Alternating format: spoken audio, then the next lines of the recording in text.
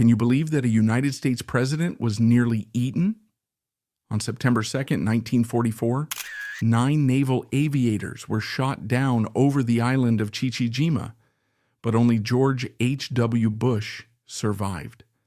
The fate of his 8 comrades was a horrifying secret sealed for 50 years.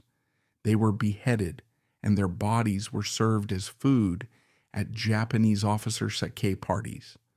More than a war tragedy, this event became the root source of the survivors' guilt that haunted the 41st president until his death.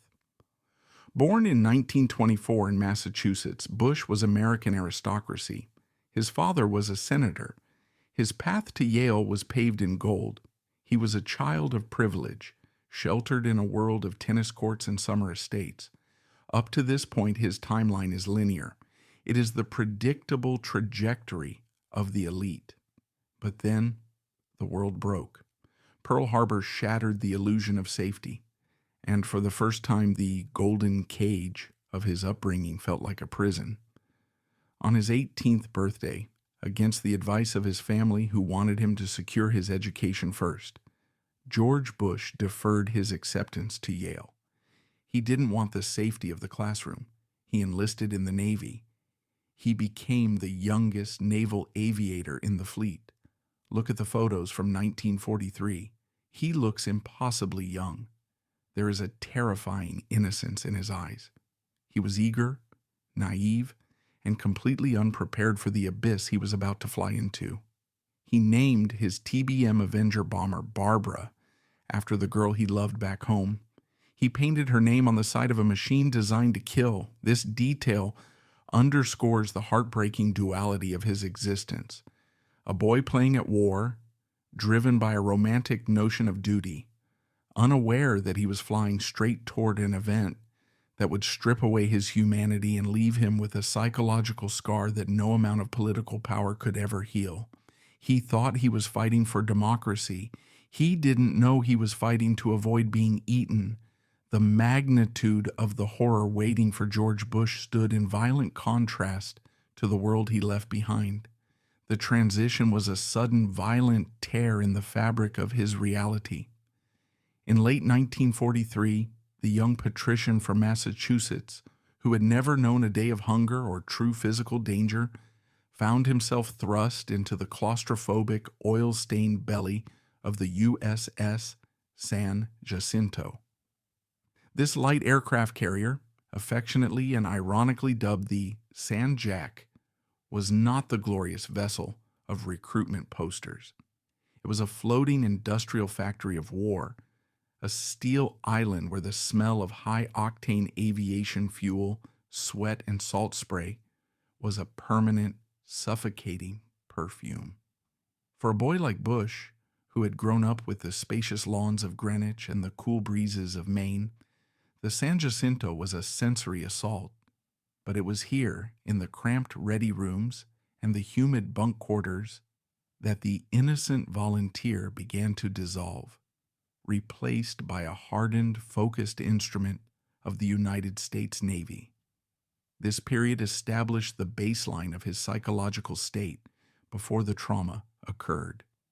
The relationships he formed here are critical, for the depth of those bonds made their eventual severance catastrophic.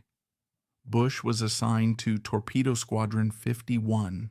He was the youngest pilot in the squadron, a fact that earned him the nickname Skin from his fellow aviators, short for skinny, but also implying a certain rawness, a lack of protective layers against the world. Despite his youth, or perhaps because of his desperate need to prove that his privileged background hadn't made him soft, Bush developed a reputation for being meticulous, eager, and aggressive in the air. He wasn't flying for glory. He was flying to validate his existence among men who had come from farms and factories, men who didn't have a Senate seat waiting for them back home. This desire to be one of the guys, to erase the class divide through shared danger, is a key psychological driver that would later define his populist approach to politics. But the most critical element of these early years, The detail that would haunt him most is the story of his crew. A TBM Avenger is not a fighter jet. It is a flying tank, a heavy lumbering beast that requires a three-man team to operate effectively. It is a symbiotic organism. The pilot flies and drops the torpedoes or bombs. The turret gunner protects the rear. The radio man/ventral gunner handles communications and protects the belly. They are connected by an intercom system, breathing the same recycled air, their lives literally held in each other's hands. Bush's regular crew consisted of radio man second class John Delaney and turret gunner Leo Nadeau. They had flown together, trained together, and survived together. They were a single unit. But on September 2nd, 1944, a twist of fate occurred, a seemingly minor administrative change that would haunt George Bush for every remaining night of his life. On the morning of the mission to Chichijima, a young intelligence officer named Lieutenant Junior Grade William Ted White approached Bush. White was not a regular flight crew member. His job was to analyze maps and interrogate prisoners, to stay safely aboard the carrier and process data. But White was restless. He wanted to see the war from the sharp end. He asked Bush if he could take the place of the regular gunner, Leo Nadeau, for just this one mission. He wanted to observe the island's defenses firsthand. Bush, the obliging, polite young officer who had been raised to be accommodating, agreed. He bumped his regular gunner, Nadeau, to give White a seat. It was a casual decision, a favor between friends. Sure, hop in. At that moment, standing on the windswept deck of the San Jacinto, George Bush essentially signed William White's death warrant. Here lies a tragic irony. Bush's kindness, his very nature of being a good guy, was the direct cause of a friend's demise. If he had been colder, more rigid, more by the book, White would have stayed on the ship and lived to be an old man. Instead, White climbed into the turret of the Avenger, unaware that he was strapping himself into a tomb. The target itself deserves a detailed profile, for Chichijima was not just another random speck of coral in the Pacific. Located in the Bonin Islands, roughly 700 miles south of Tokyo, it was known as the eyes and ears of the Japanese Empire.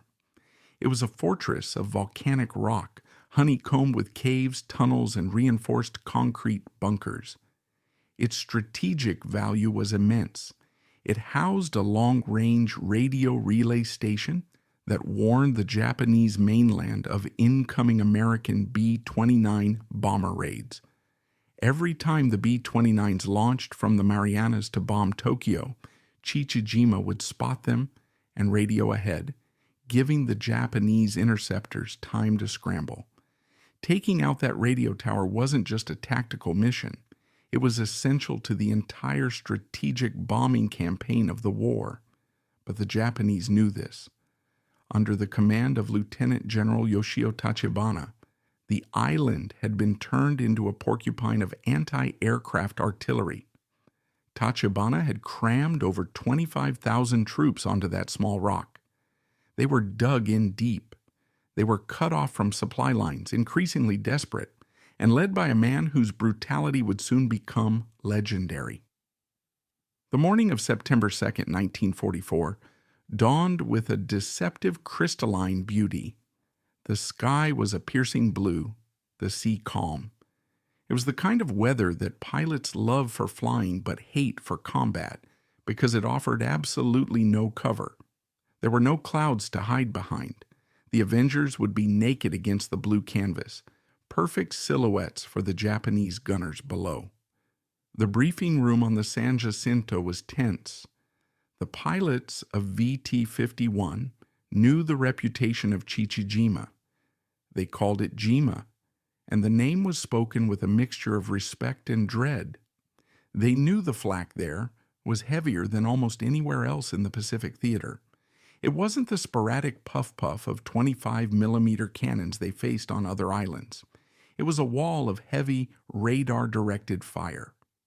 Bush sat in the briefing, listening to the intelligence officer describe the target. The objective was clear: destroy the radio transmission towers.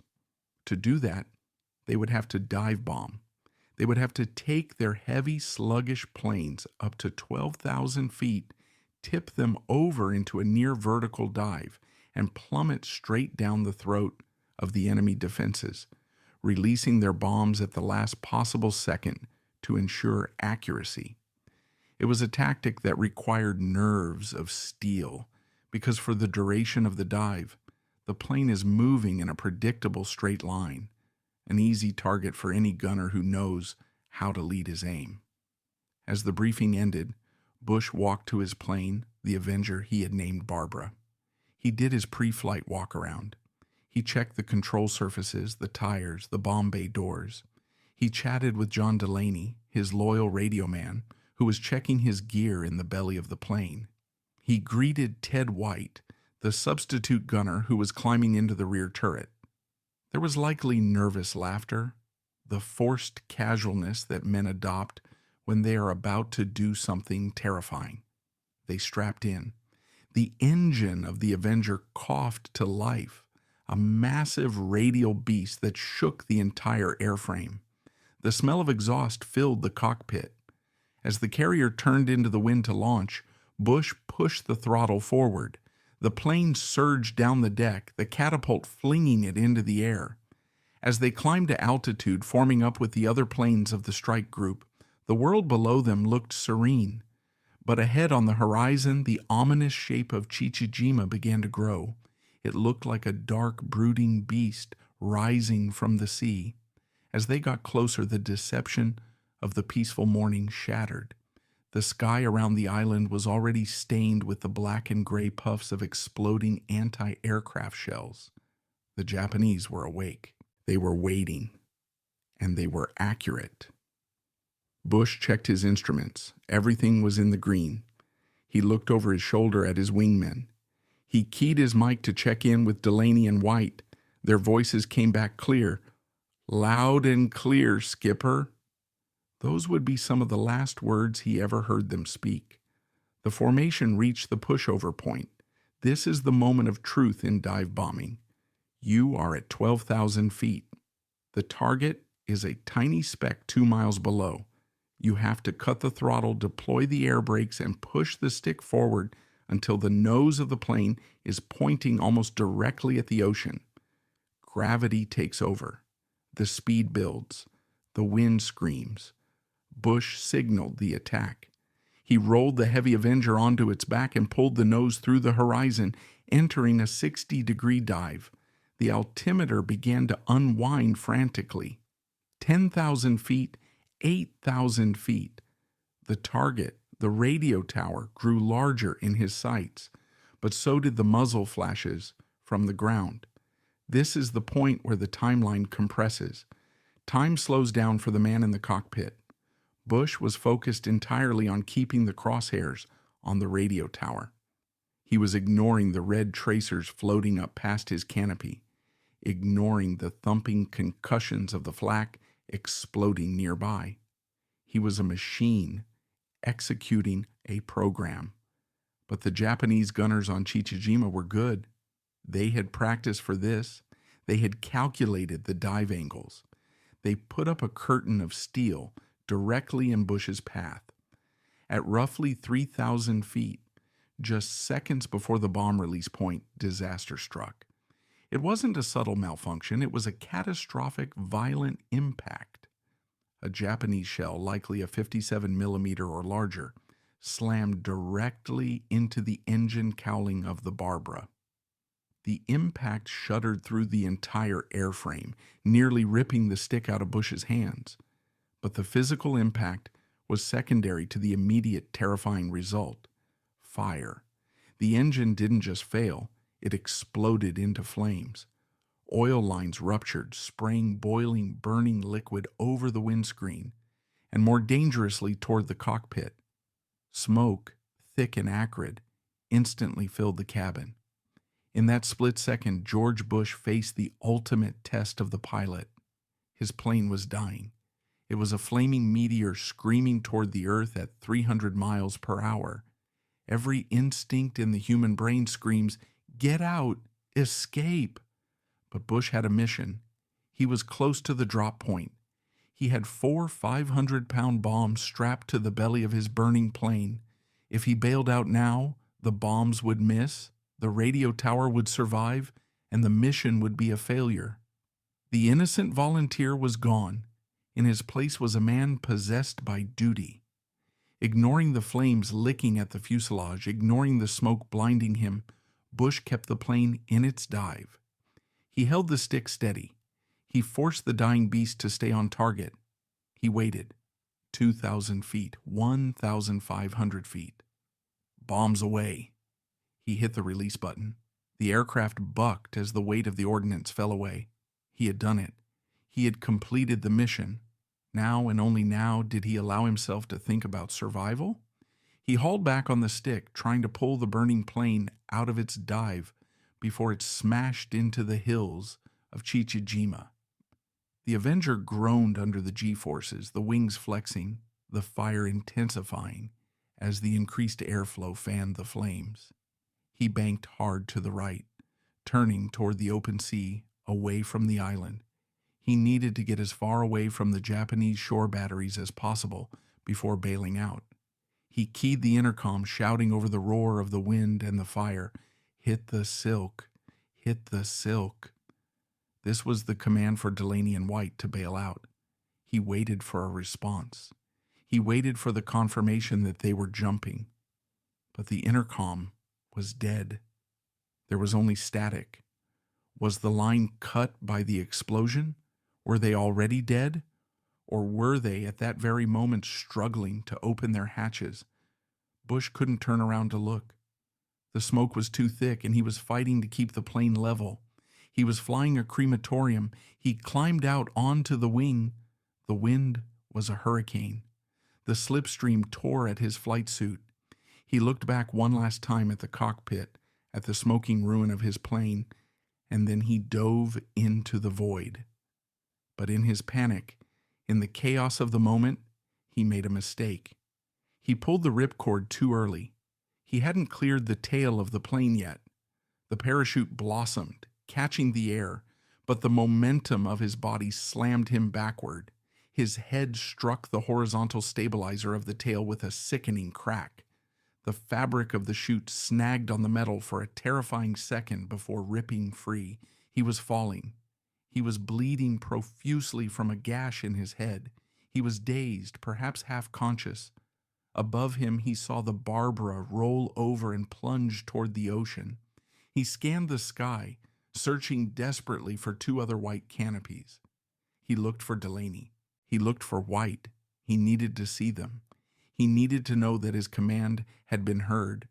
But the sky was empty. There was only his parachute, a lonely white flower drifting down toward the shark-infested waters, while the dark shape of Chichijima loomed in the distance, waiting to collect its due. The silence of the descent was a stark contrast to the violence of the cockpit, and in that silence, the first seeds of the survivor's guilt were planted. Where were they? Why was he alone? As he hit the water, the physical pain of the salt in his wounds was nothing compared to the sudden, crushing realization that he might be the only one left. And the Japanese boats were already starting their engines. The transition from the burning cockpit to the Pacific Ocean was not a relief, but a violent shock to the system that shattered the last remnants of George Bush's youth.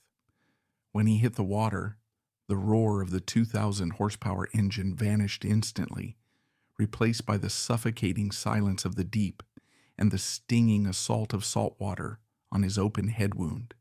He surfaced gasping, choking on brine, his flight suit heavy and dragging him down into the abyss, forcing him to fight a desperate, chaotic battle just to deploy his one-man life raft. In this terrified frenzy, the patrician facade of the Andover aristocrat completely dissolved. There was no Yale pedigree, No senator father and no family influence here, only a shivering, wounded human animal struggling not to drown in a hostile void. He scrambled into the flimsy yellow dinghy, vomiting from exhaustion and shock, and as he wiped the blood from his eyes to scan the horizon, the crushing weight of reality settled in. The sky was empty, the sea was indifferent, and he was utterly, terrifyingly alone. But the isolation was short-lived, replaced quickly by a primal terror as he spotted Japanese patrol boats detaching from the shoreline of Chichijima, their bows cutting through the waves with predatory speed. This moment represents the absolute nadir of his powerlessness, a stark contrast to the immense authority he would later wield as commander-in-chief. Here, he was nothing more than prey, armed only with a .38 caliber revolver against a heavily armed military force that viewed surrender as a disgrace and prisoners as disposable. He began to paddle frantically with his hands, a futile gesture against the current, knowing that capture meant interrogation, torture, and a death far worse than the crash itself. Just as the enemy boats closed the distance, the sky erupted with the roar of his squadron mates returning to the scene in a display of the brotherhood of the damned. The other Avenger pilots, despite being low on fuel and out of bombs, dove into a reckless strafing run, churning the water into white foam to drive the Japanese boats back. Bush wept as he watched them, understanding in that visceral moment that his life was being bought by their risk, yet knowing they could not circle him forever.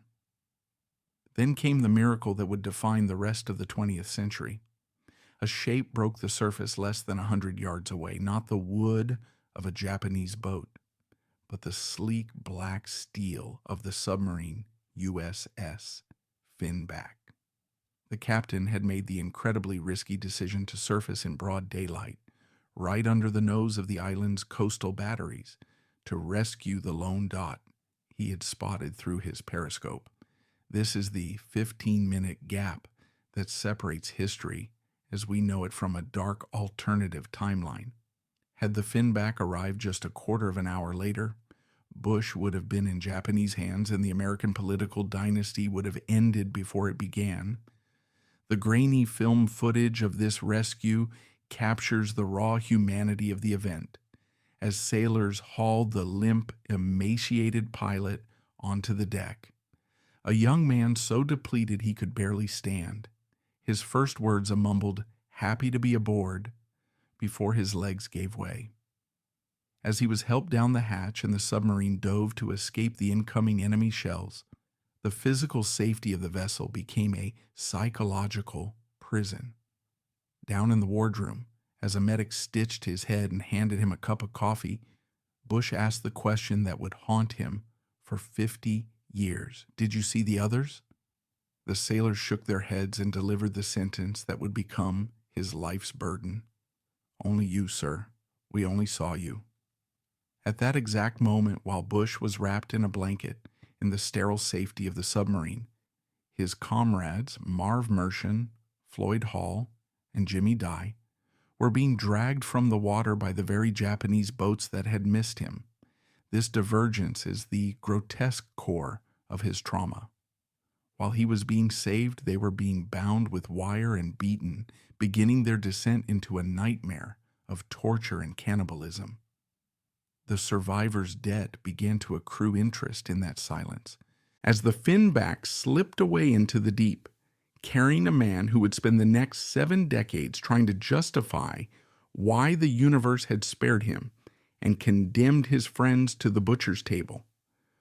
While the USS Finback slipped silently into the protective depths of the Pacific, the focus shifts to the 8 men who did not draw the winning lottery ticket, the men whose tragic fate would become the silent, screaming void at the center of George Bush's psyche. These were not faceless statistics. They were Marv Mershon, a radio man just like Delaney, Floyd Hall, a gallant pilot who had flown beside Bush for months, and Warren Earl Vaughn, a man known for his indomitable spirit. They had bailed out of their burning planes with the same desperate hope as Bush, their parachutes blossoming against the blue sky like prayers for salvation. But unlike him, they drifted not into the empty ocean, but directly into the waiting arms of the Imperial Japanese Army. The reception that awaited these men on the shores of Chichijima was a brutal inversion of the welcome aboard that Bush had received. As they were dragged from the surf, wet and exhausted, there was no medical aid, no warm blankets, and no respect for the Geneva Convention. They were immediately set upon by soldiers who had been whipped into a frenzy of xenophobic hatred, stripped of their flight suits, beaten with rifle butts, and bound with wire so tight it cut into their flesh. In a systematic process of dehumanization, their captors stripped them of their identity, reducing them from officers of the United States Navy to nameless, battered objects of rage. They were marched blindfolded through the jungle terrain to the island's military headquarters, a journey of physical agony that served as a prelude to the psychological terror that awaited them. As they stumbled along the volcanic paths, they were kicked and spat upon, unaware that they were walking into a stronghold commanded not by professional soldiers, but by men who had descended into a cult of sadism. At the center of this web of madness sat Lieutenant General Yoshio Tachibana, a commander whose alcoholism and brutal disciplinary style had created an atmosphere on the island where cruelty was synonymous with strength. Under his command, the ancient samurai code of Bushido, which once emphasized honor and mercy, had been corrupted into a grotesque parody where the humiliation and destruction of the enemy was a ritualistic necessity.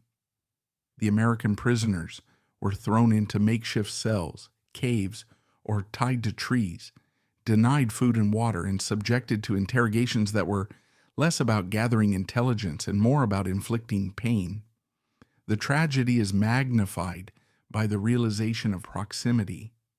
As George Bush sat in the wardroom of the Finback less than 5 miles away, perhaps sipping his first cup of hot soup, his friend Floyd Hall was likely being struck across the face by a Japanese officer, terrified and alone in the gathering dark.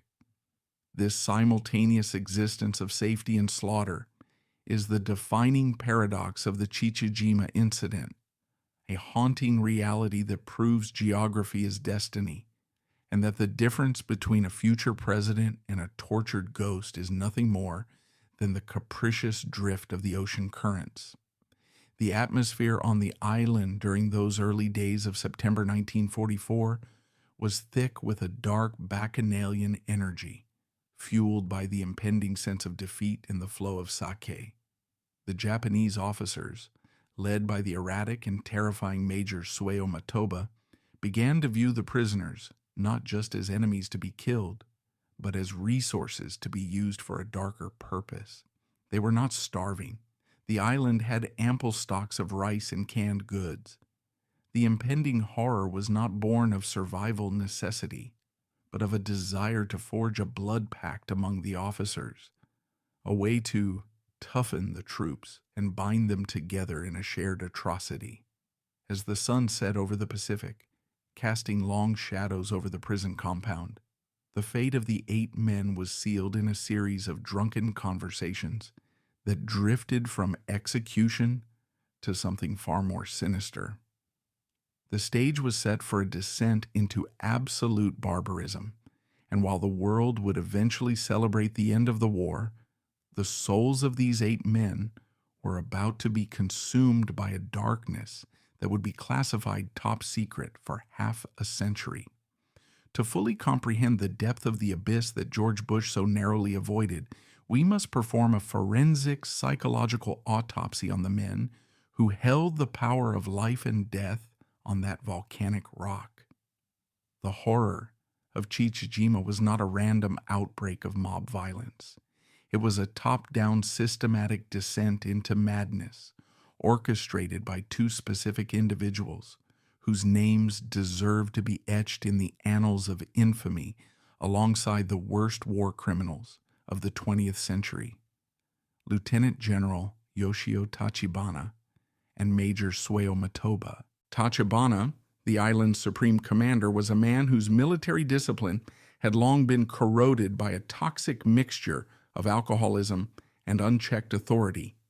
He was not a stoic samurai of legend. He was an unpredictable tyrant who ruled his isolated garrison like a feudal warlord, creating a culture where brutality was the only currency of respect and where the Geneva Convention was treated not just with indifference, but with active contempt. Under his command, the soldiers of the Bonin Islands Detachment were encouraged to view the American enemy not as human combatants, but as beasts to be slaughtered. If Tachibana was the rotting head of the beast, Major Sueo Matoba was its sharp, tearing claws. A man described by his own subordinates as frantic, loud, and prone to violent mood swings, Matoba was the true architect of the nightmare that was about to unfold. While Tachibana provided the permissive environment, it was Matoba who possessed the twisted imagination to push the boundaries of violence beyond simple execution. He was driven by a perverse interpretation of Yamato Damashi, believing that the only way to steel the nerves of his officers against the impending American invasion was to force them to cross the ultimate moral line. In the suffocating heat of the officers' mess, fueled by endless cups of sake and the bravado of doomed men, Matoba began to propagate the idea that consuming the enemy was the ultimate act of dominance, a way to physically ingest the strength of the foe while simultaneously severing any lingering connection to civilized norms. Far from a survival strategy born of starvation, this was a ritualistic power play designed to bind the garrison together in a blood pact of shared guilt and ferocity. The tragedy for the 8 captured airmen was that they had fallen into the hands of these specific monsters at the precise moment their sadism was peaking. Had they been captured by a different unit or on a different island, they might have survived the war in a POW camp.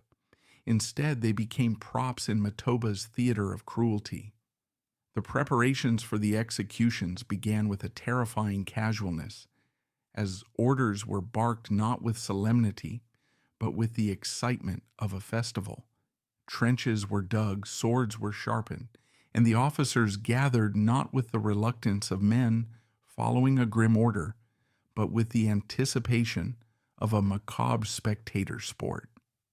The psychological atmosphere on the island had shifted from military defense to cult-like fanaticism, where the murder of bound prisoners was reframed as a patriotic duty and a test of manhood. Meanwhile, in the silent depths of the ocean aboard the USS Finback, George Bush was likely sleeping the fitful sleep of the traumatized, completely unaware that the very men who had been flying on his wing just hours ago were now staring into the face of this absolute evil. The contrast is nauseating.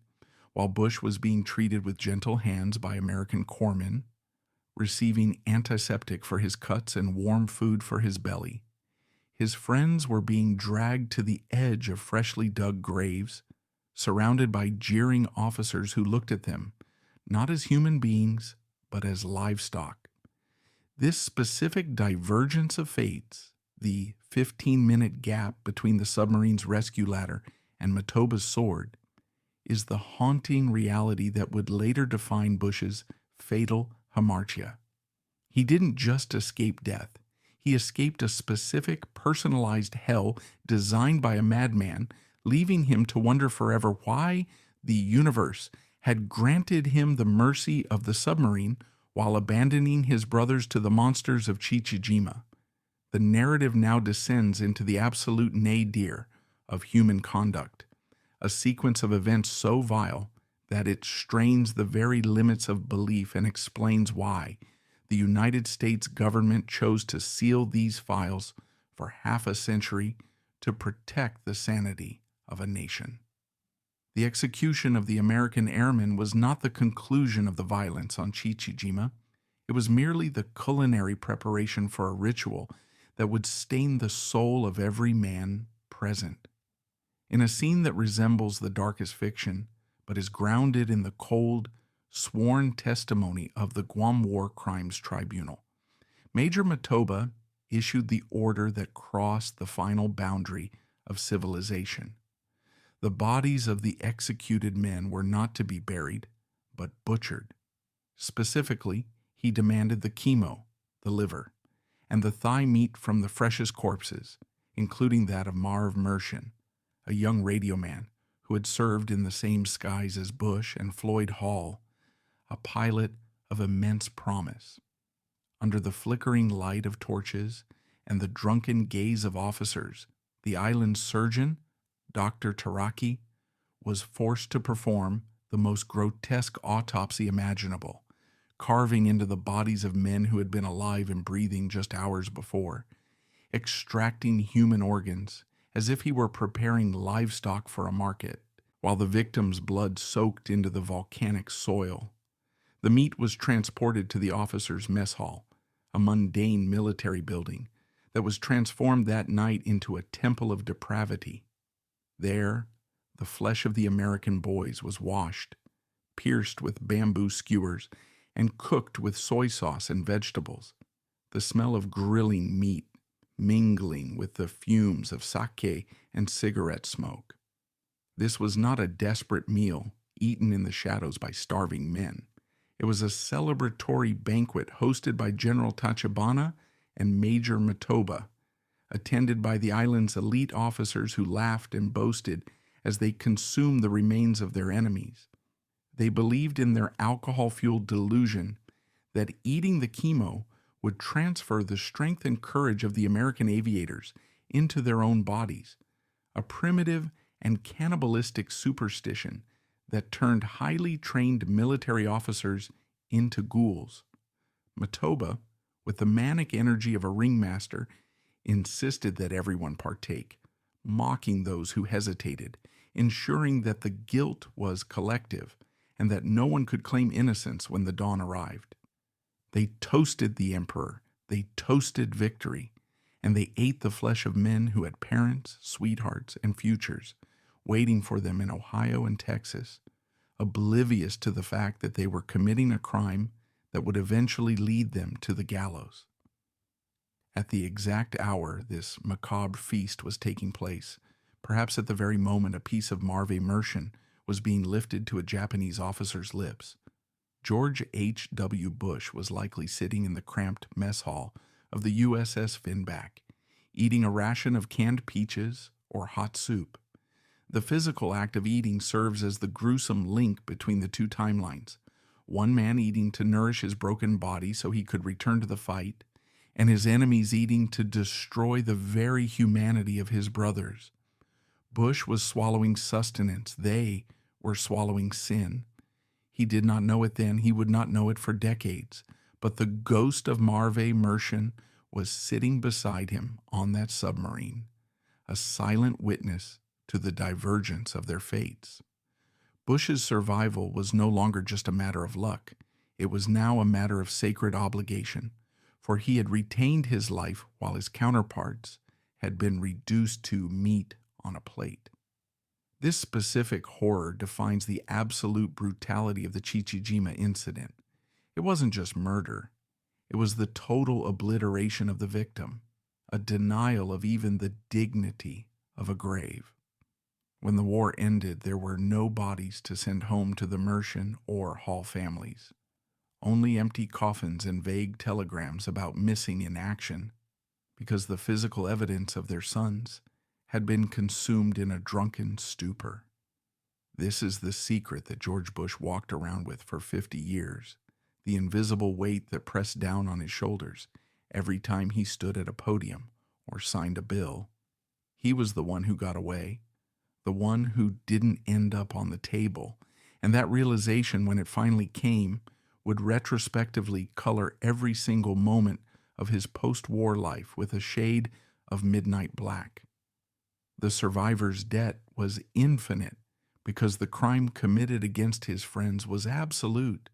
They had been eaten by the enemy while he went on to eat state dinners with kings and queens, a contrast so sharp it could cut the soul in half. When the war finally ground to its radioactive halt in August 1945, the island of Chichijima surrendered without a ground invasion, sparing the Marines the bloodbath that had been predicted. But as the American occupation forces landed on the volcanic beaches, they were not prepared for the investigative nightmare that awaited them. The initial interrogations of the Japanese garrison were standard procedure, focused on locating minefields and securing weapons. But slowly, a darker narrative began to seep out from the lower ranks. Whispers from soldiers who had witnessed the unspeakable and were terrified of being implicated in the crimes of their superiors. A young Marine officer, acting on these rumors, began to pull at the loose threads of the official story, which claimed the American flyers had died in combat, and the tapestry of lies unraveled with shocking speed, revealing the charred remains of the feast and the testimony of the orderly who had served the plates. The U.S. Navy investigators were stunned into silence. They had seen every manner of death in the Pacific, from flamethrowers to kamikazes, but organized, ritualistic cannibalism by high-ranking officers was a deviation so profound it seemed to belong to a different species, creating an immediate moral panic about how to handle this information in a world that was desperately trying to pivot from total war to civilized peace. The subsequent War Crimes Tribunal held on Guam in 1946 became the stage for a bizarre and unprecedented legal drama, one that played out entirely in the shadows because the United States government made the executive decision to shield the American public from the full extent of the horror.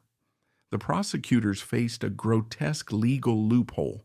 International military law, for all its comprehensive statutes on torture and execution, contained no specific prohibition against cannibalism, simply because the architects of the Geneva Convention had never conceived that modern officers would descend to such primal depths. Consequently, General Tachibana and Major Matoba were charged with murder and preventing honorable burial, a euphemistic sanitary label that sanitized the true nature of their crimes for the official record. During the trial, the testimony was so graphic, describing the liver preparation and the festive atmosphere of the officers' mess, that hardened stenographers reportedly had to leave the room to vomit. Yet none of this made the front pages of the New York Times or the Washington Post.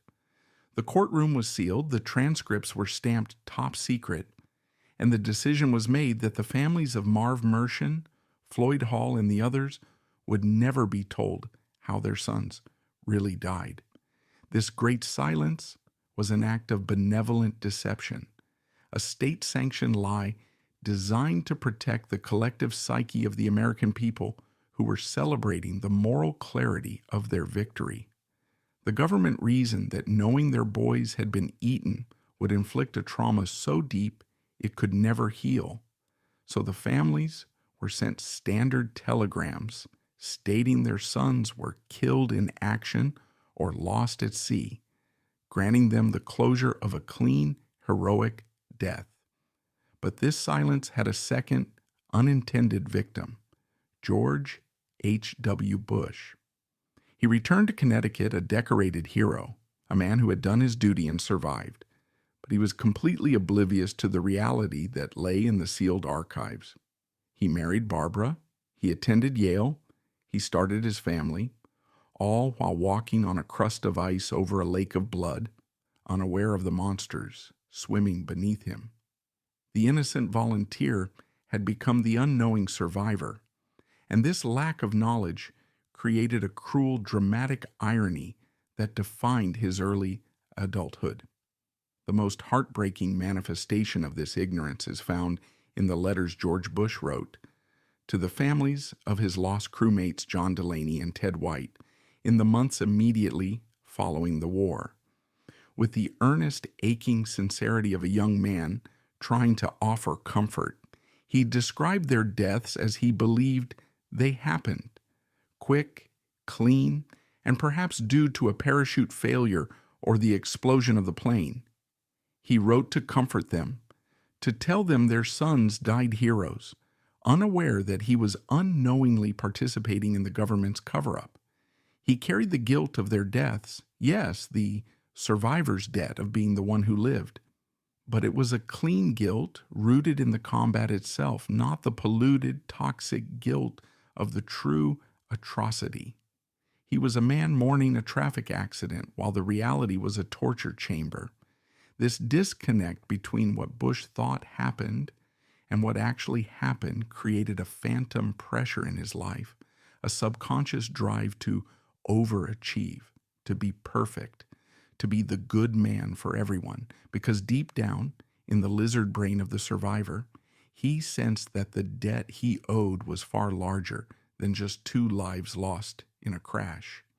He was living on the borrowed time of men who had been desecrated, and though he didn't know the details, his soul felt the weight driving him to run for Congress, for the UN, for the CIA, running faster and faster to outpace a ghost he couldn't even name. As the 1950s dawned and America settled into the comfortable picket fence prosperity of the Eisenhower era, George Bush executed a radical pivot that baffled his New England peers. He turned his back on the established wealth of Wall Street and the comfortable destiny of Connecticut to drive a Studebaker into the dust-choked oil fields of West Texas. More than a business decision, this marked the beginning of a lifelong pattern of frantic, kinetic motion designed to outrun the silence. To the outside observer, Bush was the embodiment of the American dream, a young war hero striking it rich in the oil patch, building a beautiful family, and launching a meteoric political career. But look closer, and a different picture emerges. A man running on a treadmill set to a punishing speed, terrified that if he ever stopped moving, the vacuum of the past would swallow him whole. He became legendary for his inability to sit still. He played speed golf, sprinting between holes to finish a round in under 2 hours. He drove cigarette boats at breakneck speeds. He filled every margin of his day with handwritten notes and phone calls. This wasn't just high energy. It was a psychological defense mechanism, a kinetic shield erected to keep the introspection at bay. The survivor's debt had transformed into a relentless engine of public service. Bush wasn't climbing the political ladder for the sake of power. He was checking boxes on a cosmic ledger, trying to live enough life to justify the 9 lives that were extinguished on Chichijima. He threw himself into the arena, congressman, ambassador to the United Nations, chairman of the Republican National Committee, chief liaison to China, and director of the Central Intelligence Agency. Look closely at that resume. It is frantic.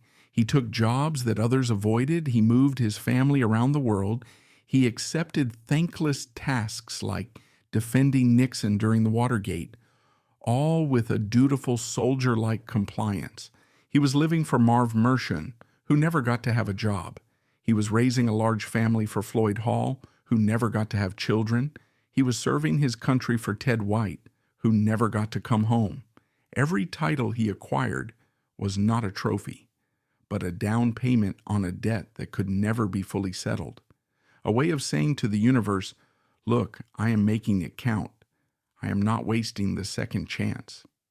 This era of his life reveals the fatal hamartia in its most productive but exhausting form, the compulsion to be the good man. Bush developed a reputation for pathological niceness, for building a network of thousands of friends, for never forgetting a birthday or a kindness. He was building a replacement squadron, surrounding himself with a fortress of humanity to ward off the isolation of the life raft. Yet there was always a distance, a reserve that biographers often noted but couldn't explain. It was the emotional callous of the survivor. Even as he rose to the vice presidency under Ronald Reagan, becoming the second most powerful man in the world, the shadow of 1944 was always there, lurking in the quiet moments. It is ironic that he became the director of the CIA in 1976, the keeper of the nation's secrets, while he himself was the living embodiment of one of the war's darkest classified files. He sat in Langley, reading briefings on Cold War atrocities, perhaps unconsciously drawn to the dark underbelly of geopolitics, because he knew better than any Ivy League analyst what men are truly capable of when the veneer of civilization is stripped away. The tragedy of this period is that despite his immense success, Bush could never truly declare victory. The man in motion was running a race with no finish line. He could become president. He could win the Cold War, but he could never go back and open those parachutes. He was trapped in a cycle of overachievement, fueled by a trauma he refused to articulate. A man who had conquered the world, but was still, in the deepest recesses of his mind, paddling away from the island of the dead. The public saw a resume. The psychologist sees a desperate plea for redemption. As he prepared to run for the presidency in 1988, the ultimate prize was within reach. But for George Bush, the White House wasn't a destination. It was just the next and highest station on the penance pilgrimage he had been walking since he was 20 years old.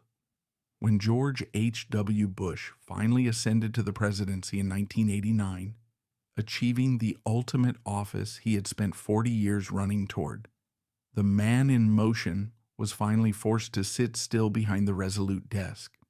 And it was in this stillness that the ghosts of Chichijima finally caught up to the policy of the United States. He was unique among modern presidents. Unlike Clinton, Obama, Trump, or his own son, George Bush didn't just read intelligence reports about war. He knew the specific acrid smell of a burning cockpit and the feeling of a parachute harness snapping tight against a wounded body. This visceral experience fundamentally altered the DNA of his presidency, transforming him from a typical politician into a reluctant warrior who viewed military force not as a tool of statecraft, but as a necessary evil that carried a limitless moral mortgage. When the Gulf War erupted in 1990, after Saddam Hussein's invasion of Kuwait, the world saw a commander-in-chief who was outwardly steely and resolved, famously declaring, "This will not stand," but privately, the crisis tore him apart. Witnesses in the White House reported seeing the president weeping openly in the Oval Office before announcing the start of the air campaign, a display of raw emotion that was shocking for a man raised on the stoic code of New England aristocracy. These were not the tears of weakness. They were the tears of a man who was looking at a map of the Iraqi desert and seeing the Pacific Ocean. When he signed the orders to deploy 500,000 American troops to the Middle East, he wasn't moving pieces on a risk board. He was mentally writing 500,000 letters to mothers and fathers, terrified that he would have to lie to them just as he had inadvertently lied to the families of Delaney and White. The survivor's debt had now scaled up from a 3-man crew to a massive coalition army, and the weight of it was crushing. He became obsessed with minimizing casualties, demanding a strategy of overwhelming force, the Powell Doctrine, not just to ensure victory, but to end the killing as fast as humanly possible. He was haunted by the specter of a long, drawn-out meat grinder, desperate to avoid creating a new generation of ghosts to join the ones that already lived in his head. This psychological context explains the ferocity of the air war. He wanted to break the enemy's back before a single American boy had to step into the line of fire, a strategy born directly from the helplessness he felt in his life raft while watching the Japanese boats close in. The defining moment of his presidency, and perhaps the ultimate manifestation of his fatal hamartia, came in the final hours of the war with the Highway of Death. As American forces routed the Iraqi army, thousands of Iraqi vehicles were caught in a bottleneck fleeing Kuwait, and American pilots rained destruction down upon them, turning the highway into a miles-long corridor of charred metal and incinerated corpses. The military advisors urged Bush to press on, to march to Baghdad, to topple Saddam, and to finish the job completely. But George Bush looked at the photos of the slaughter, images of burned bodies that looked disturbingly like the memories of his own burning avenger, and he did something that baffled the hawks in Washington. He ordered a unilateral ceasefire. "We are not going to be the butchers," he reportedly said. He stopped the war at 100 hours. Critics would later call this a mistake, a failure of vision that left Saddam in power to torment the world for another decade. But through the lens of Chichijima, it was the only decision he could make. George Bush had seen what happens when soldiers lose their humanity and turn war into a ritual of excess. He had seen the Feast of Demons, where the enemy is not just defeated, but consumed.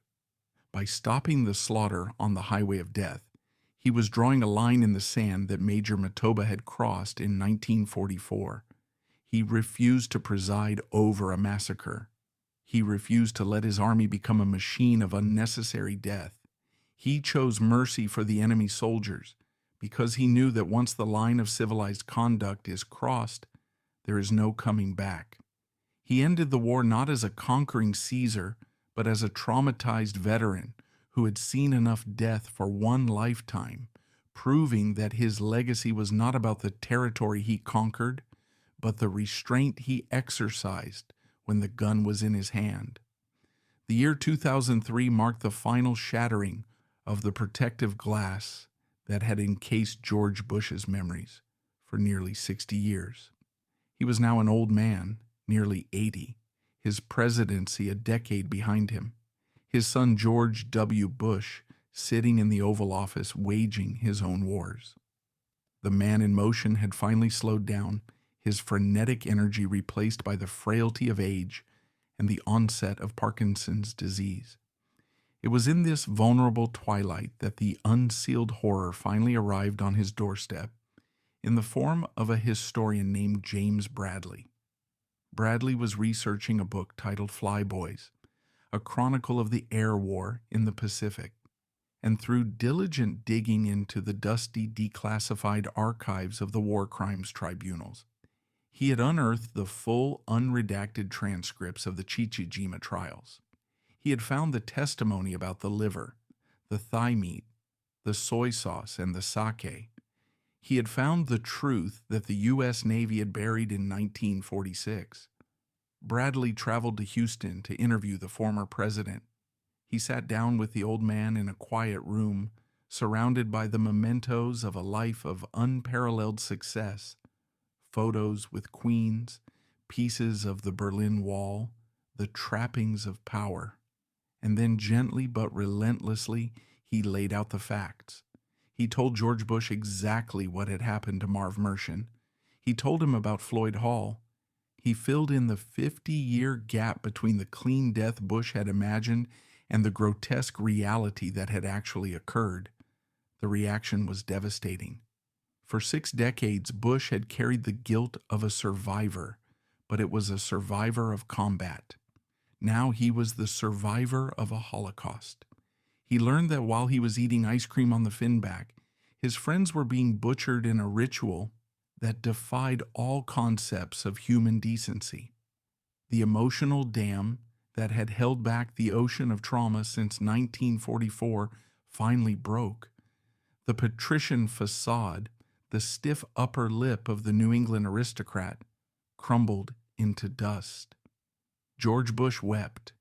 He didn't just cry. He broke down with the racking, heaving sobs of a 20-year-old boy. He looked at Bradley and through his tears asked the question that had no answer. Why them? Why not me?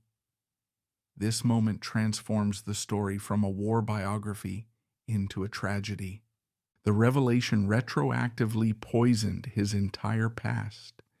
Every happy moment, every victory, every birth of a child was now shadowed by the knowledge of the specific agony his friends had endured to buy him that time. The survivor's debt was suddenly revalued. It wasn't just a life for a life anymore. It was a life of privilege, bought with a death of absolute degradation. The horror was that he had lived a good life, a clean life, a noble life, oblivious to the fact that its foundation was a banquet of human flesh. The weight of this knowledge in his final years explains the profound melancholia that settled over him, a sadness that no amount of accolades could lift. He was the last man standing, and now he knew exactly what he was standing on. In June 2002, 58 years after he was pulled from the water, George H.W. Bush returned to the scene of the crime, embarking on a pilgrimage that served as the final act of his lifelong psychological drama.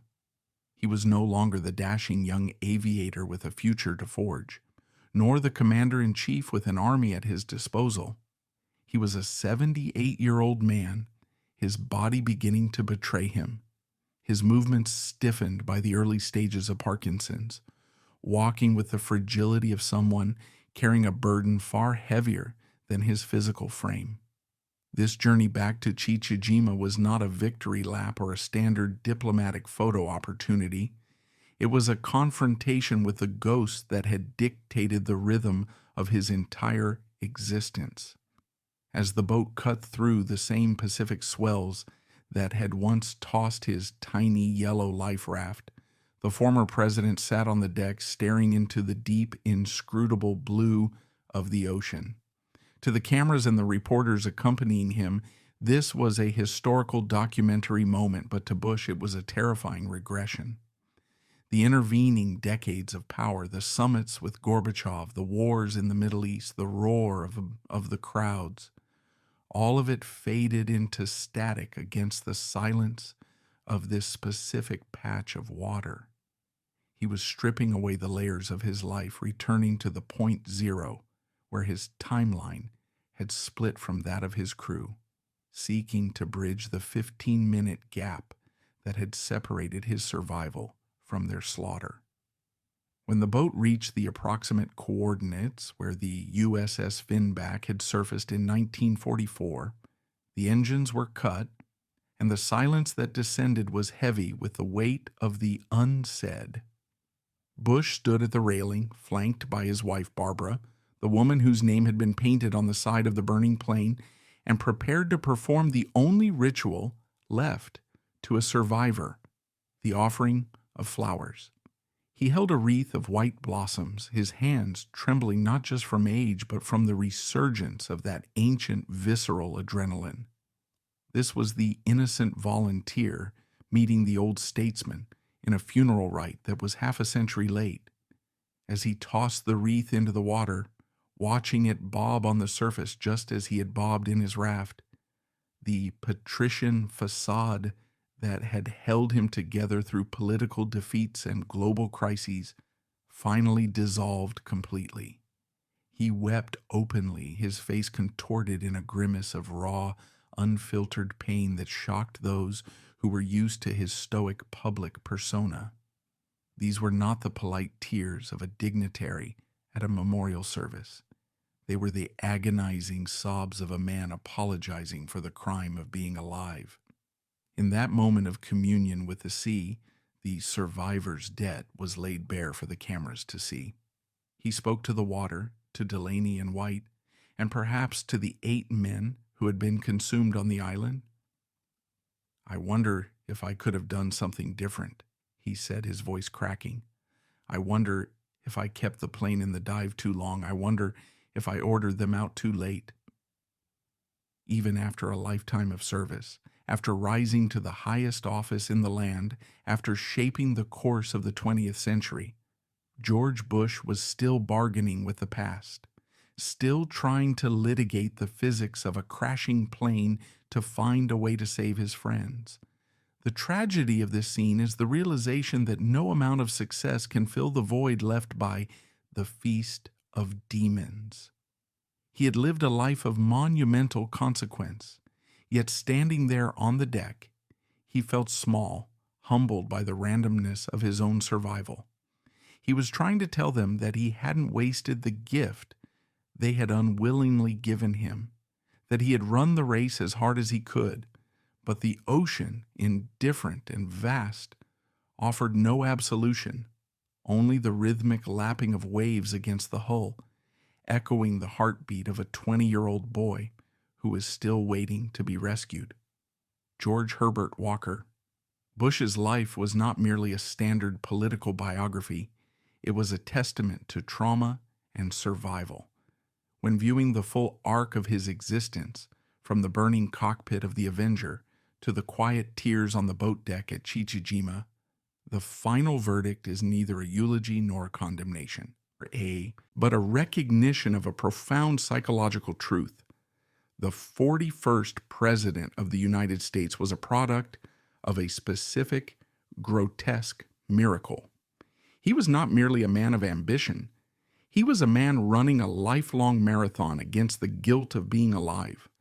The patrician facade that the public saw, the polite, prudent, sometimes awkward aristocrat, was merely the scaffolding holding up a building that had been gutted by fire in 1944.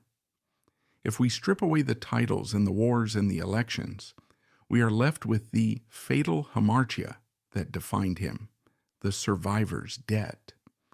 Every hand he shook, every letter he wrote, and every crisis he managed was an attempt to balance a ledger that could never be balanced, an effort to live a life large enough to fill the void left by 8 men who were consumed by the darkness of the human soul. The legacy of George H.W. Bush, therefore, is not found in his legislative record or his foreign policy triumphs, but in the terrifying randomness of history. His life serves as the ultimate testament to the 15-minute gap, the razor-thin margin between becoming the leader of the free world and becoming a meal for a war criminal. This reality forces us to confront the fragility of our own civilization. We like to believe that history is shaped by great men and grand ideas, but the Chichijima Incident proves that sometimes history is decided by the drift of a current, the direction of the wind, and the whim of a submarine captain. Bush's greatness lay in his refusal to be paralyzed by this knowledge. Instead of collapsing under the weight of the feast of demons, he transmuted his trauma into service, becoming a functioning casualty who dedicated 74 years to the proposition that since he was spared the horror, he was obligated to prevent it from visiting others. His decision to stop the Gulf War early, to spare the Iraqi soldiers on the highway of death, was the final payment on this debt, a refusal to let the butcher's logic of Major Matoba dictate the actions of the American military. In the final analysis, George H.W. Bush was a man haunted by the ghosts of his youth, but he made those ghosts work for the good of the world. He lived for Marvin Mershon, he governed for Floyd Hall, and he aged for Ted White. When he finally passed away in 2018, the man in motion finally stopped moving, and the innocent volunteer could finally rest, no longer needing to scan the empty ocean for parachutes that would never open. The verdict is clear. His life was a borrowed gift, a frantic, magnificent, and melancholy attempt to prove that the universe was not wrong to pull him out of the water. He leaves us with a chilling systemic lesson. Beneath the veneer of civilized society, The capacity for absolute barbarism is always waiting, and the only thing standing between order and chaos is often just a frightened 20-year-old boy praying for a submarine. The ghost of Chichijima has finally released him, but the question it poses remains. What are we doing with the time we have been given, and whose silence are we trying to outrun?